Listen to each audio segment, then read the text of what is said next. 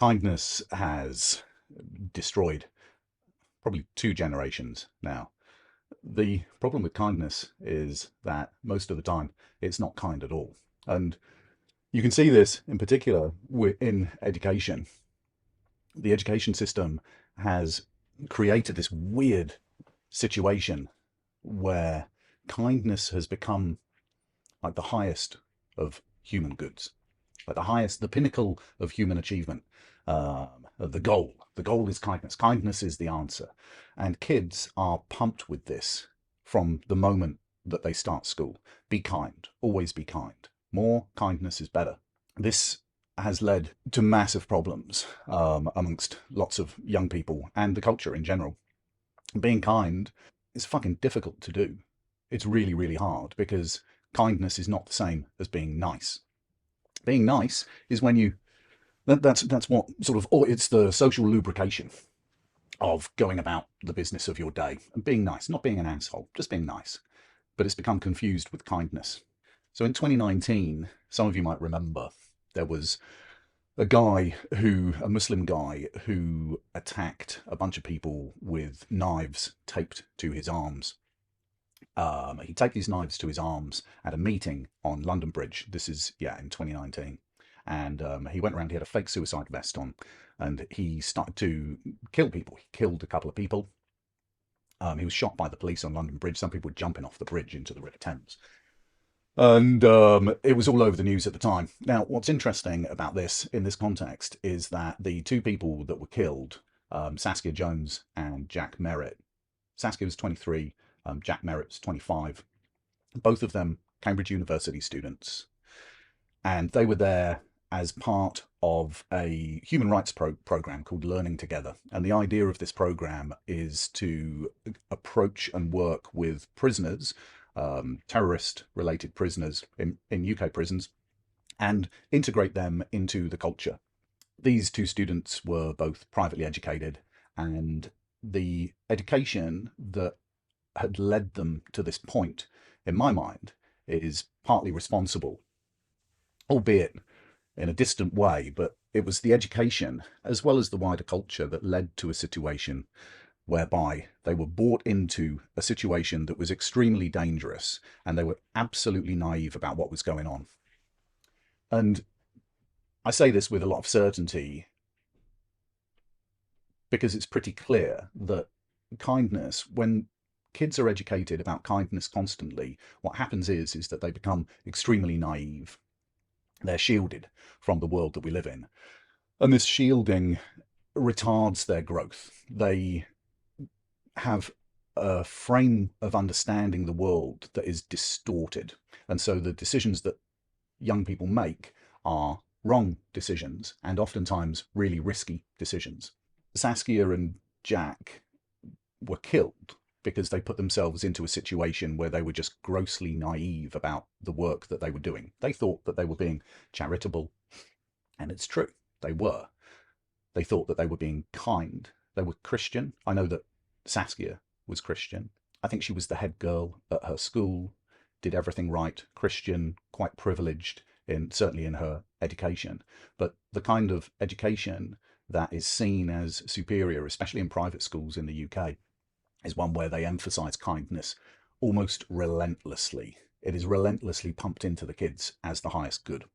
This example kind of exposes the danger of endlessly pumping these kids' heads full of the importance of kindness at the expense of understanding how reality actually is. The response to the London Bridge terrorist incident was, of course, in the English way. The current culture in the English way is to double down on the kindness. We want more understanding. Love is the answer. There was the situation with the concert in Manchester, the Manchester bombings.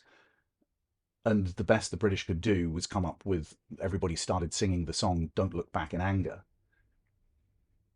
This kind of cultural virtue signaling has terrible repercussions. There's a military saying that weakness is a provocation.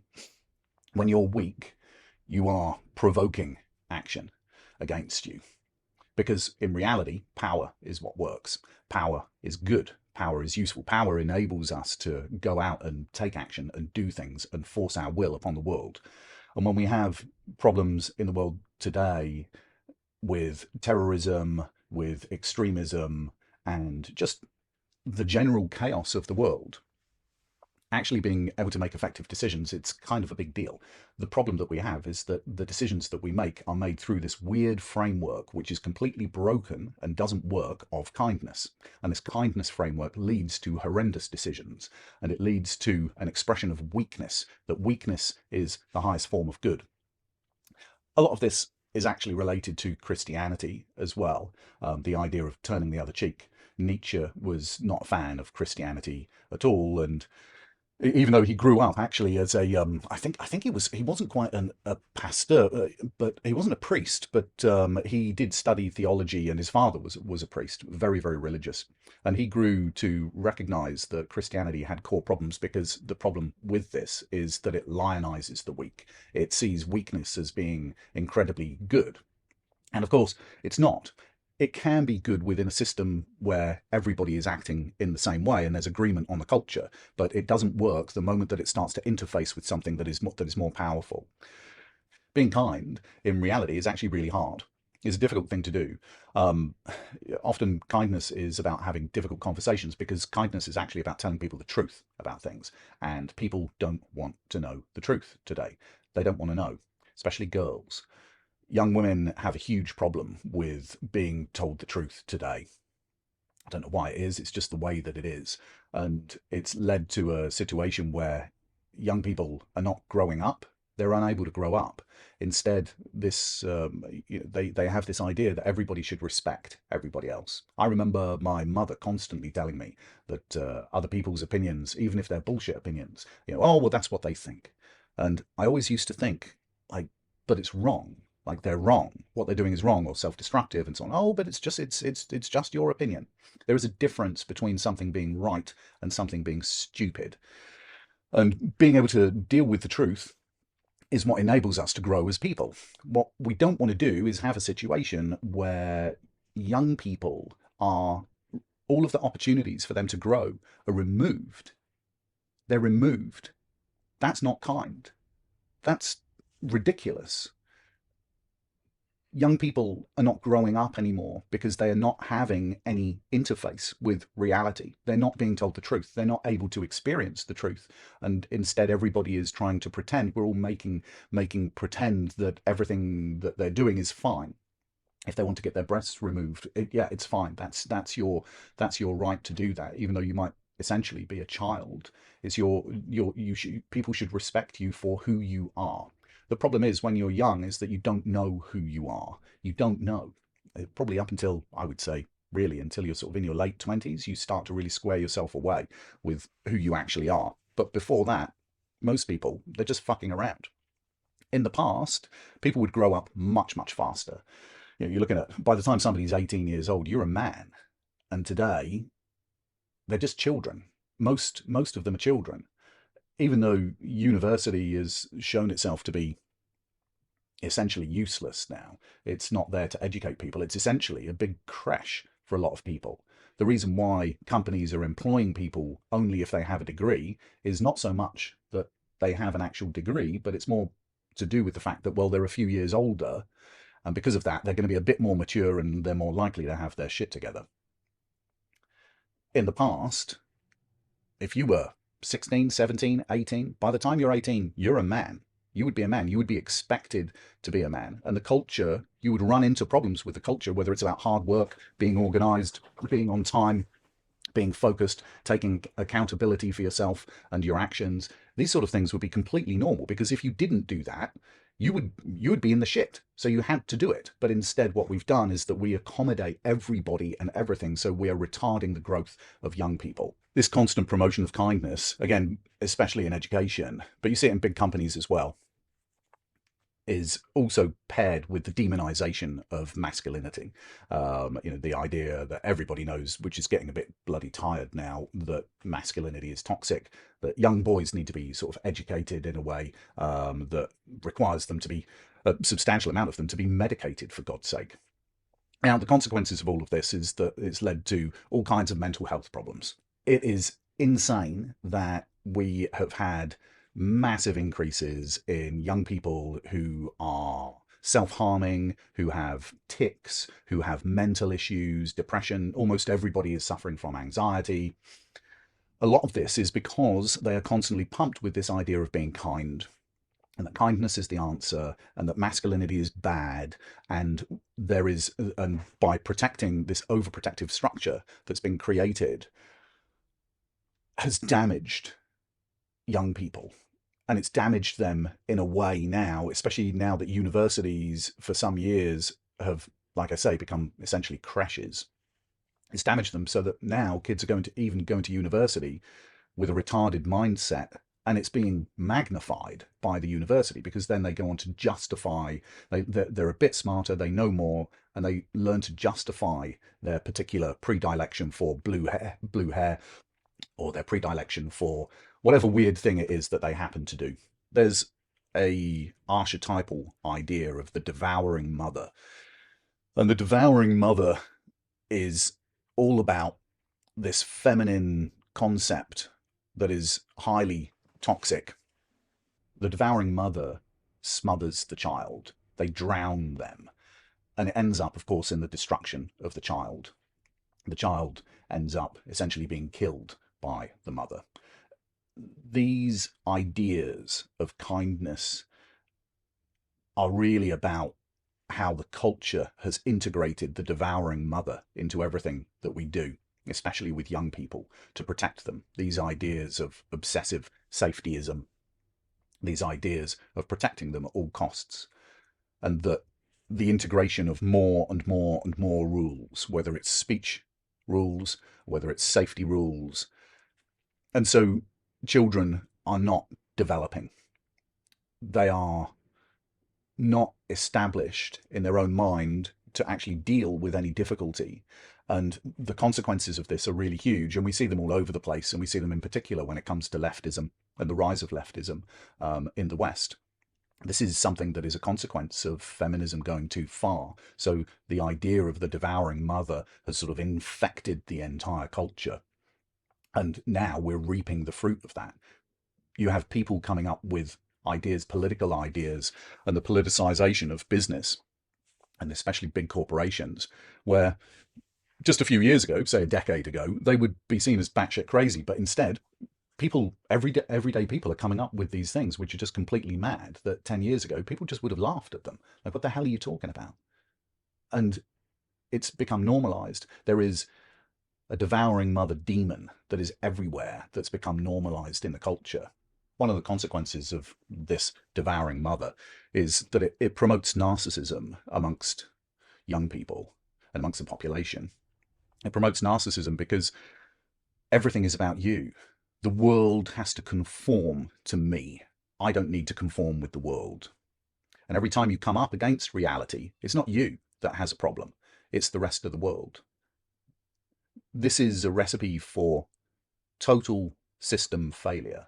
It's a recipe for failure to launch for nearly all the young people that are affected by it. But it also presents, of course, an opportunity for people. Because if you're young, if you're leaving school in your early 20s and you understand this, you can absolutely crush everybody else, because they're operating in a system that is essentially a childlike, naive concept of the world. If you know that the world is there to teach you things, and when you bump up against reality and you have a problem, that you can actually sit down and think about it, and think about, what is it that I can change about myself? How can I grow into this? Why is it that I'm anxious in this situation? And to actually go into the problem and deal with it. That's what growth feels like.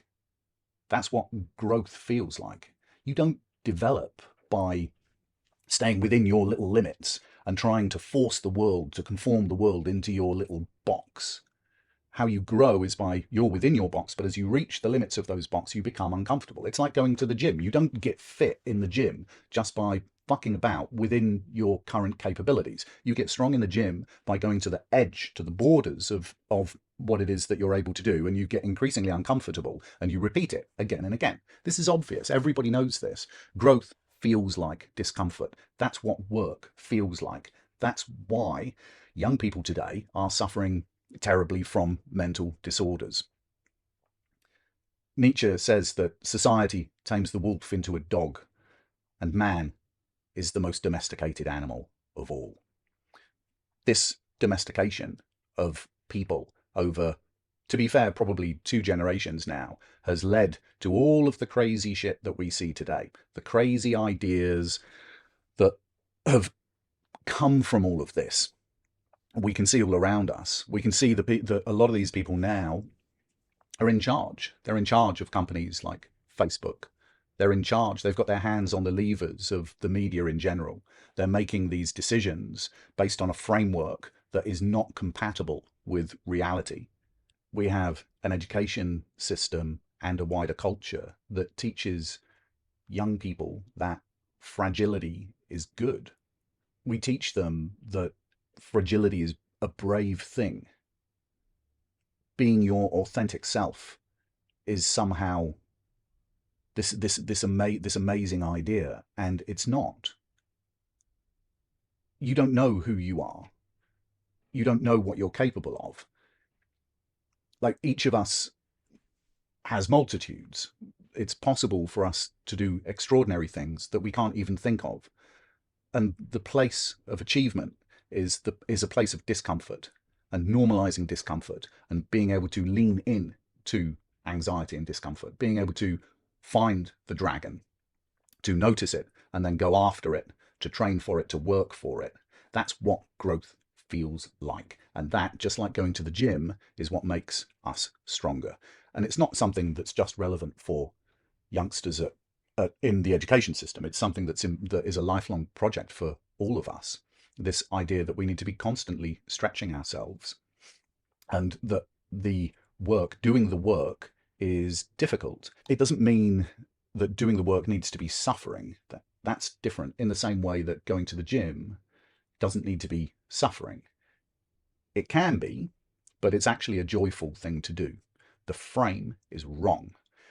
Reframing difficulty into the idea that this is what growth feels like is a far healthier thing to do, inverting the situation. And this is what maturity is about. And this is why everybody's so immature, because they're avoiding interaction with reality, and it's justified by the culture for them to do so. And that's why we have such a big problem with civilization in general. The identity problem in the West is massive now. There is no vision for what we're doing. There's no goal for what the West stands for. There's no leadership. There's no direction. So people have just become, if there is one, then maybe the goal is to make everything as safe and secure as possible, which on the surface seems like it's a good idea. But the truth is that it can never be safe everywhere. More safety is good until we end up with a system where people are so restricted in what they're able to do because of all the rules and regulations that everybody has to follow, that they lose their freedom. And this loss of freedom is very much like the giant in Gulliver's Travels that collapses onto the ground, and all the little people come along and they make all of these little strings to pin Gulliver to the earth. And all these are like all these little rules, and all these rules and laws and regulations are established to tie us to the ground. So the giant is unable to get up and walk, even do the most basic thing. We're crippled by an obsessive safetyism. And this obsessive safetyism is killing us. The lack of interaction with reality is ensuring that there are generations of young people that are perfectly positioned for failure, perfectly positioned to be depressed, anxious, narcissistic, and unable to make effective decisions which actually help all of us in the long term.